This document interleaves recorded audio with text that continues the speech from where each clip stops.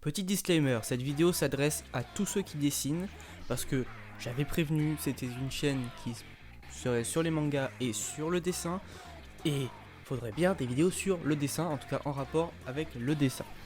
Donc, j'espère que cette vidéo vous plaira et je vous souhaite une bonne vidéo. Ah, Instagram. Alors, Instagram et le dessin, c'est toute une histoire. C'est-à-dire qu'en fait, j'ai fait une petite liste où il y a des bons points et des mauvais points sur ce que c'est de dessiner sur la plateforme Instagram.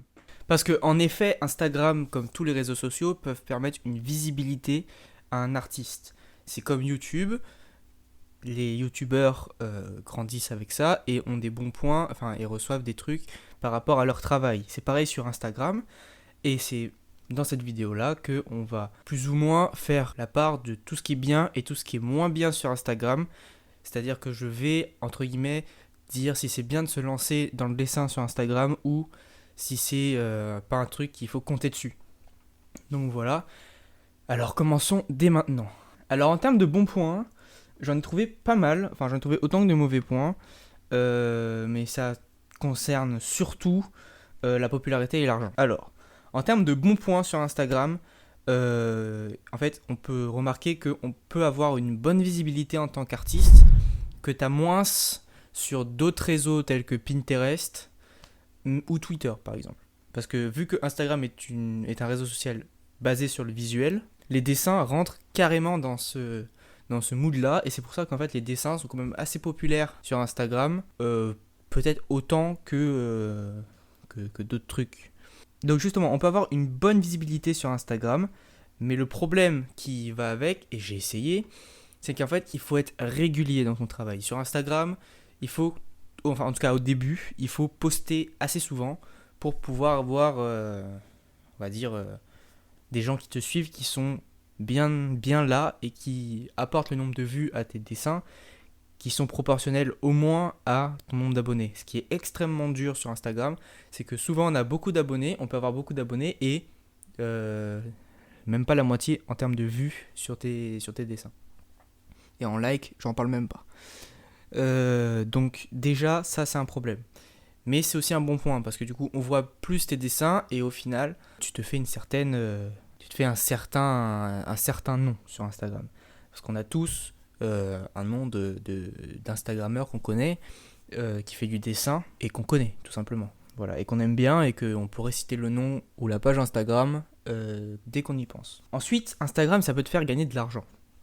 Comme YouTube en fait, tu peux gagner de l'argent grâce à tes vues sur YouTube. Sur Instagram, c'est pas le cas, mais quand tu es un dessinateur, l'avantage que tu as sur d'autres Instagrammeurs, c'est que tu peux vendre tes dessins.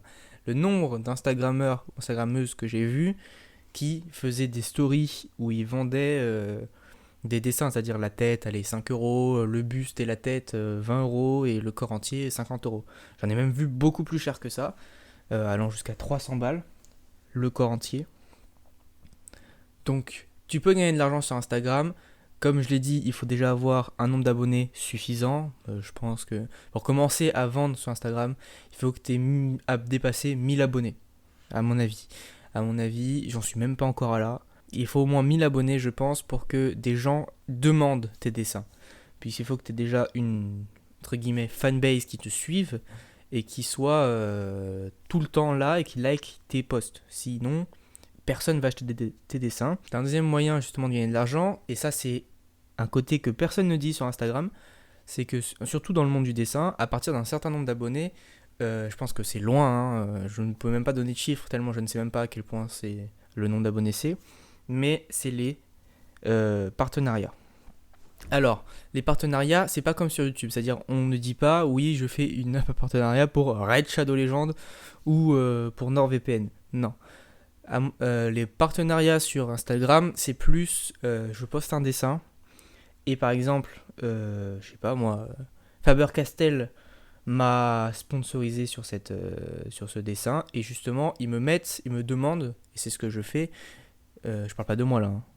Je veux que tout le monde sache que je suis en train de parler d'un Instagrammeur connu au pif. Donc l'Instagrammeur du coup doit mettre sur le dessin le truc qu'on leur a demandé de mettre sur le dessin. C'est-à-dire, par exemple, si c'est un crayon gris 3B, Faber-Castell, ils doivent le mettre sur le dessin. Comme ça, moi, Jean-Michel, nouveau sur Instagram et qui suis plein d'Instagrammeurs, je me dis, oh, il utilise des Faber-Castell 3B, c'est ce qui donne autant de réalisme à son dessin, c'est magnifique. Et du coup, je vais me dire, je vais acheter ça.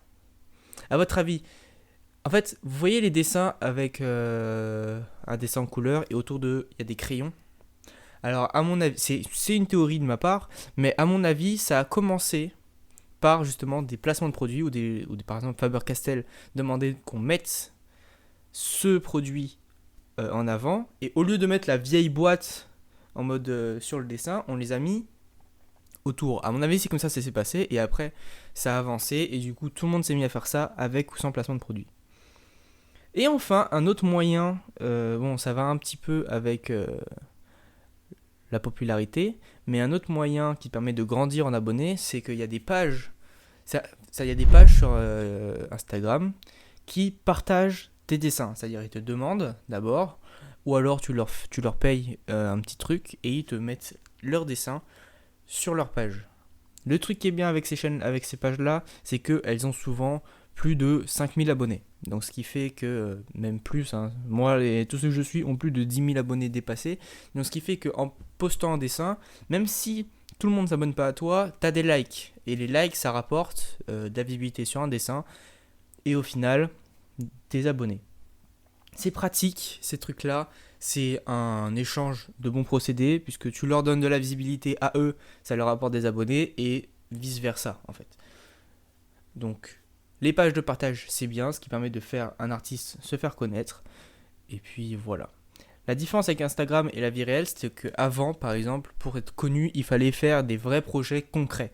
C'est-à-dire que, par exemple, le dessinateur de Titeuf, Zep, on l'a connu parce qu'il a dessiné Titeuf. Pareil pour plein d'autres trucs, les auteurs de BD, on les connaît parce qu'ils ont fait des grands trucs connus en fait. Maintenant sur Instagram, pour être connu, il suffit de faire des dessins beaux. Tu peux même les copier du moment que c'est plus ou moins bien fait, tu auras des abonnés, tu auras ce qui va avec. Je dis pas que c'est facile d'avoir beaucoup d'abonnés sur Instagram parce que c'est pas du tout le cas, parce qu'il faut être régulier, il faut faire du travail de qualité et voilà, en fait, il faut être presque tout le temps disponible sur Instagram pour pouvoir justement mettre du contenu. Ce qui est différent sur YouTube, où YouTube, tu fais un peu ce que tu veux, c'est-à-dire que tu peux poster une vidéo un peu quand tu veux, tes abonnés seront toujours là, et comme ils sont abonnés, ils verront toujours tes vidéos. Et la différence, c'est que l'argent sur YouTube marche au nombre de vues, et donc, dans un sens, c'est beaucoup plus simple, justement, de gagner de l'argent sur YouTube que sur Instagram. En termes de mauvais points, j'en ai parlé un peu, il y a le vol de dessin. C'est très, très, très fréquent. Il y a une vidéo de Sleeper, Sleeper a fait une vidéo, allez regarder ça. Je vous mets peut-être la vidéo dans la description pour aller checker ça, où elle fait la différence entre ce que c'est un vol de dessin et une inspiration. Bon, c'est pas trop mon cas de ce que je parle ici, mais je le mets quand même parce que c'est quand même une vidéo que j'ai trouvée très bien faite. Et donc le vol de dessin, c'est très très très fréquent en fait. Entre les pages qui eux partagent tes dessins et les pages qui volent tes dessins, qui les repostent mais sans te créditer dessus. Et alors ça c'est un autre problème parce que du coup ils s'approprient ton dessin et ils gagnent les abonnés que même si toi tu les aurais pas gagnés, ça fait des abonnés gratos pour eux en volant ton dessin, et les gens peut-être ça se trouve ils auront une meilleure popularité que vous, et du coup en fait c'est con. C'est très très con. Donc le vol de dessin c'est très chiant sur Instagram. Je dis pas que c'est super répandu parce que je suis pas souvent tombé dessus, mais le vol en fait tout simplement d'images, ça ne touche même pas que le dessin, ça touche pas mal de trucs. Je suis j'ai des amis à moi qui sont entre guillemets pas influenceurs, mais qui ont des bonnes bases d'abonnés et qui font même des placements de produits pour des trucs de cosmétiques. Et du coup, eux, on leur vole, enfin elles, du coup, on leur vole certaines de leurs images, de leurs photos de elles, pour les reposter sur des comptes qui sont censés être elles, sauf que c'est pas elles. Tout ça pour gagner des abonnés, et en fait, je sais même pas c'est quoi le but, faut m'expliquer. Bref. Instagram et le vol d'images, c'est très très chiant.